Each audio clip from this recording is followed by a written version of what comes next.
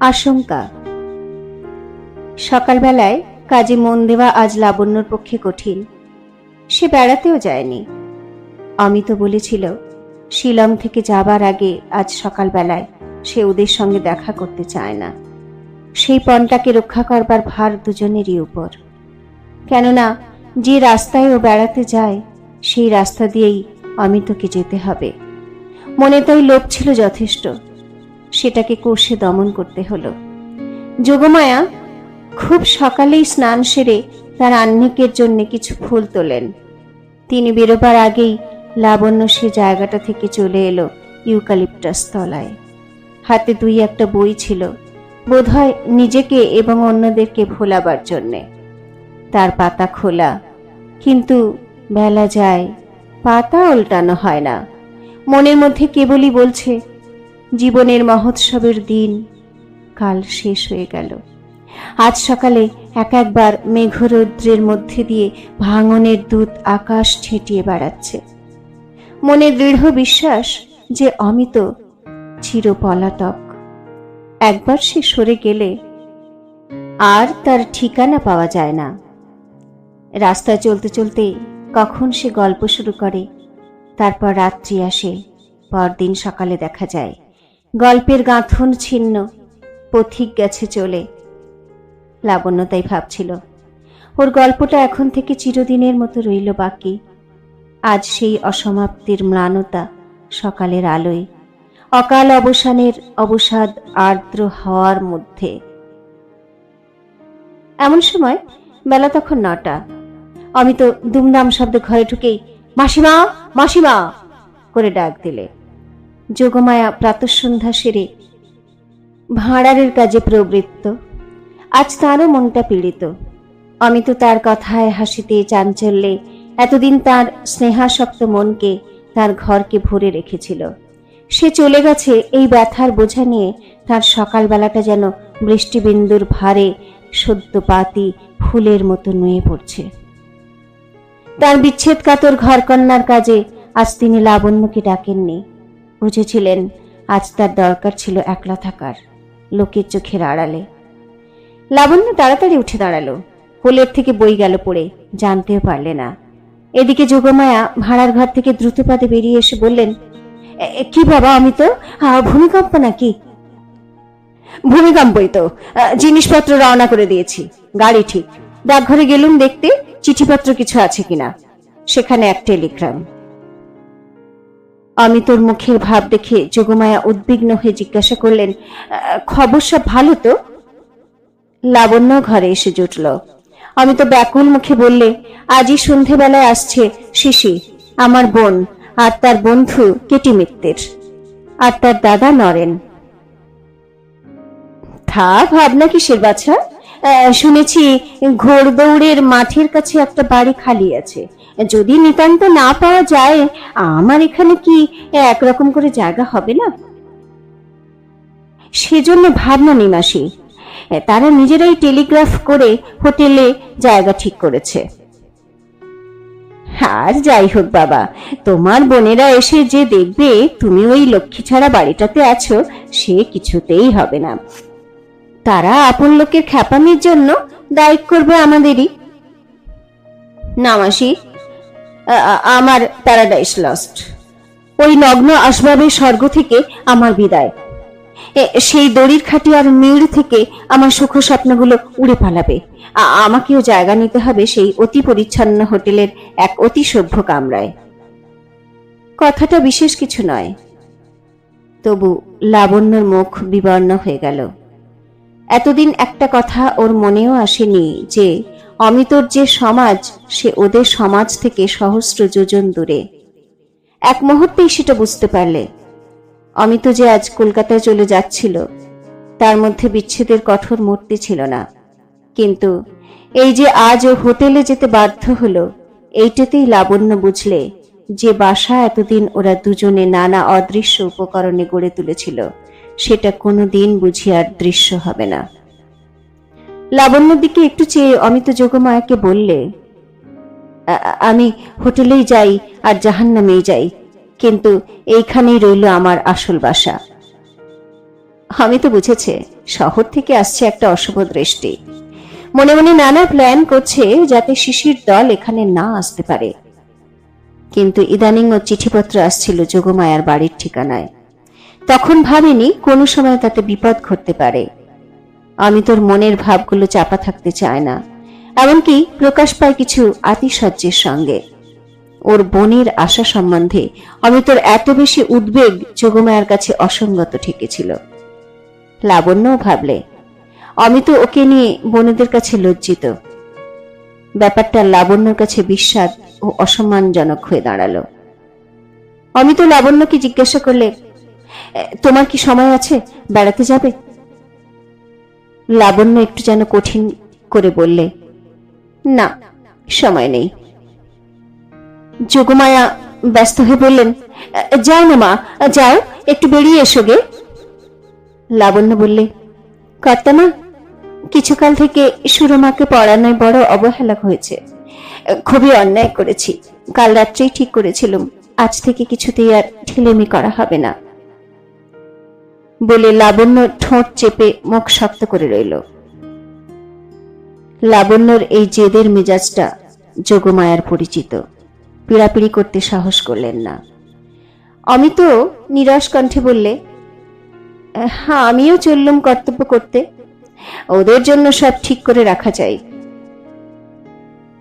এই বলে যাবার আগে বারান্দায় একবার স্তব্ধ হয়ে দাঁড়ালো। বললে, বন্যা, ওই চেয়ে দেখো, গাছের আড়াল থেকে আমার বাড়ির চালটা অল্প একটু দেখা যাচ্ছে। একটা কথা তোমাদের বলা হয়নি, ওই বাড়িটা কিনে নিয়েছি। বাড়ির মালিক অবাক। নিশ্চয় ভেবেছে ওখানে সোনার গোপন খনি আবিষ্কার করে থাকবো। দাম বেশ একটু চড়িয়ে নিয়েছে। ওখানে সোনার খনির সন্ধান তো পেয়েই ছিলাম। সে সন্ধান একমাত্র আমিই জানি। আমার জীর্ণ কুটিরের ঐশ্বর্য সবার চোখ থেকে লুকোনো থাকবে। লাবণ্যের মুখে গভীর একটা বিষাদের ছায়া পড়ল। বললে, আর কারো কথা অত করে তুমি ভাবো কেন? না হয় আর সবাই জানতে পারলে। ঠিক মতো জানতে পারাই তো চাই, তাহলে কেউ অমর্যাদা করতে সাহস করে না। এ কথার কোনো উত্তর না দিয়ে অমিত বললে, বন্যা, ঠিক করে রেখেছি বিয়ের পরে ওই বাড়িতেই আমরা কিছুদিন এসে থাকব। আমার সেই গঙ্গার ধারের বাগান, সেই ঘাট, সেই বট গাছ সব মিলিয়ে গেছে ওই বাড়িটার মধ্যে। তোমার দেওয়া মিতালি নাম ওকেই সাজে। ও বাড়ি থেকে আজ তুমি বেরিয়ে এসেছো মিতা। আবার একদিন যদি ঢুকতে চাও, দেখবে ওখানে তোমাকে কুলোবে না। পৃথিবীতে আজকের দিনের বাসায় কালকের দিনের জায়গা হয় না। সেদিন তুমি বলেছিলে, জীবনে মানুষের প্রথম সাধনা দারিদ্র্যের, দ্বিতীয় সাধনা ঐশ্বর্যের, তারপরে শেষ সাধনার কথা বলনি, সেটা হচ্ছে ত্যাগের।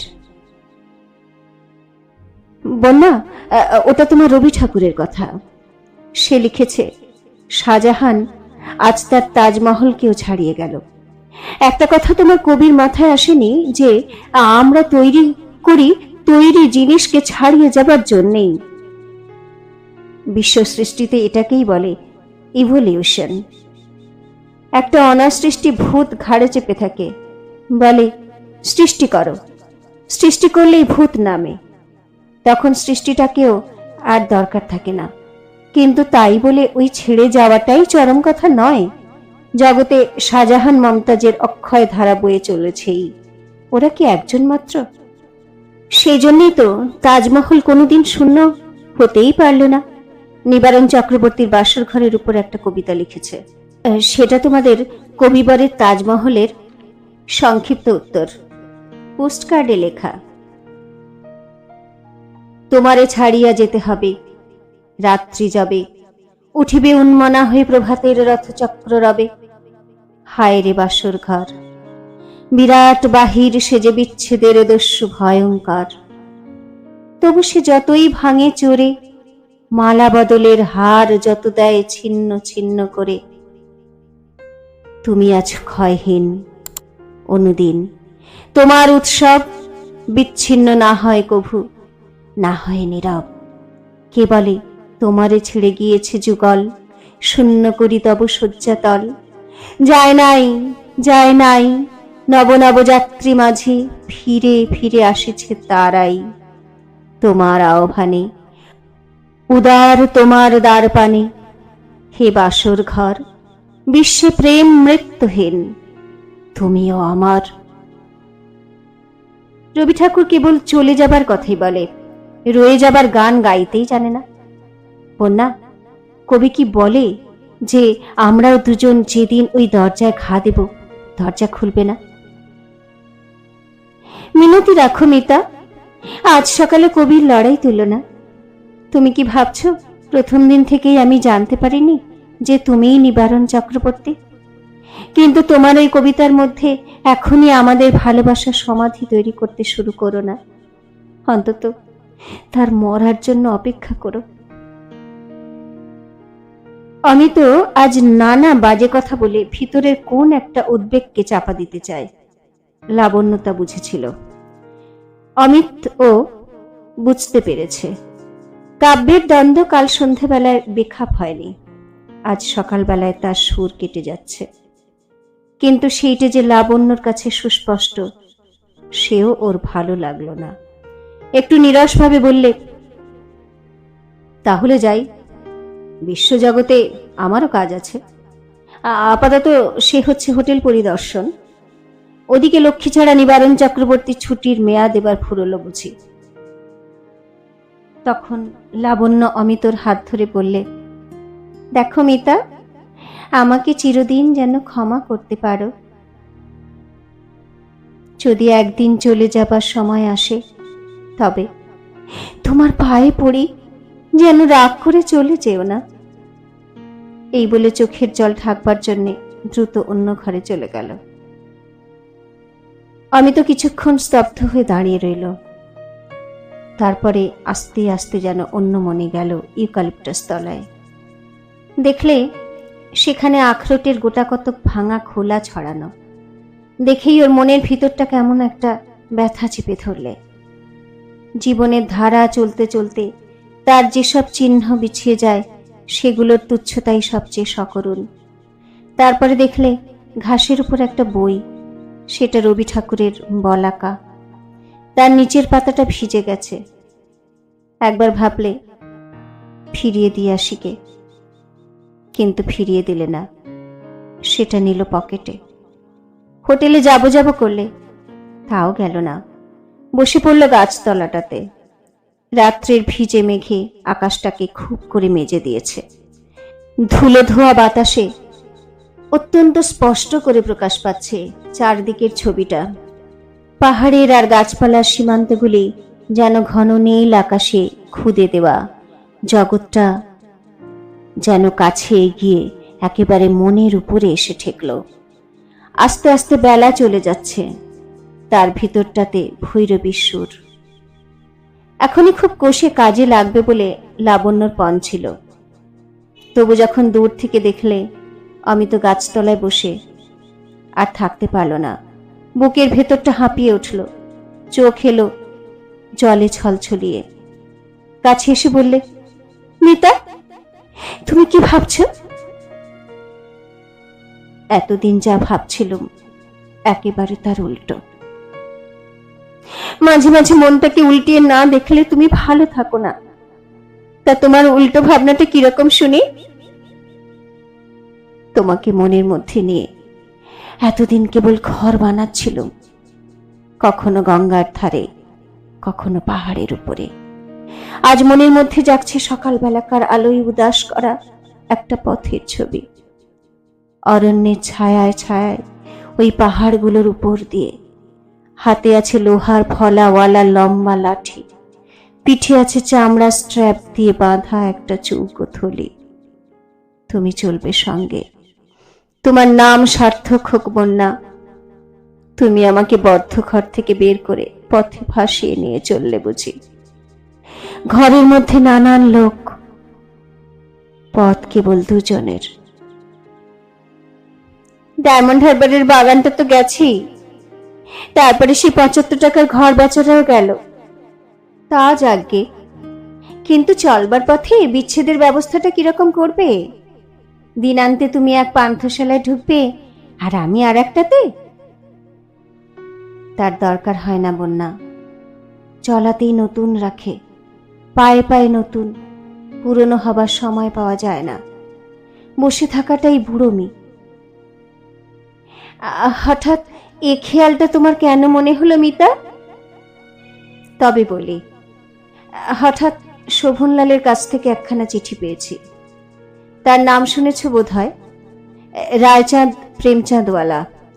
ভারত ইতিহাসের সাবেক পথগুলো সন্ধান করবে বলে কিছুকাল থেকে সে বেরিয়ে পড়েছে। সে অতীতের লুপ্ত পথ উদ্ধার করতে চায়। আমার ইচ্ছে ভবিষ্যতের পথ সৃষ্টি করা। লাবণ্যর বুকের ভিতরে হঠাৎ খুব একটা ধাক্কা দিলে। কথাটাকে বাধা দিয়ে অমিতকে বললে, শোভনলালের সঙ্গে একই বৎসর আমি এমএ দিয়েছি। তার সব খবরটা শুনতে ইচ্ছে করে। এক সময় এসে খেপেছিল, আফগানিস্তানের প্রাচীন শহর কাপিসের ভিতর দিয়ে একদিন যে পুরনো রাস্তা চলেছিল সেইটাকে আয়ত্ত করবে। ওই রাস্তা দিয়েই ভারতবর্ষে হিউয়েন সাংয়ের তীর্থযাত্রা, ওই রাস্তা দিয়েই তারও পূর্বে আলেকজান্ডারের রণযাত্রা। খুব কষে পুস্তু পড়লে, পাঠানি কায়দা কানুন অভ্যেস করলে, সুন্দর চেহারা, ঢিলে কাপড়ে ঠিক পাঠানের মতো দেখতে হয় না, দেখায় যেন পারসিকের মতো। আমাকে এসে ধরলে। সেখানে ফরাসি পণ্ডিতরা এই কাজে লেগেছেন, তাদের কাছে পরিচয়পত্র দিতে। ফ্রান্সে থাকতে তাদের কারো কারো কাছে আমি পড়েছি, দিলেম পত্র, কিন্তু ভারত সরকারের ছাড় চিঠি জুটল না। তারপর থেকে দুর্গম হিমালয়ের মধ্যে কেবলই পথ খুঁজে খুঁজে বেড়াচ্ছে, কখনো কাশ্মীরে, কখনো কুমায়ুনে। এবার ইচ্ছে হয়েছে হিমালয়ের পূর্ব প্রান্তটাতেও সন্ধান করবে।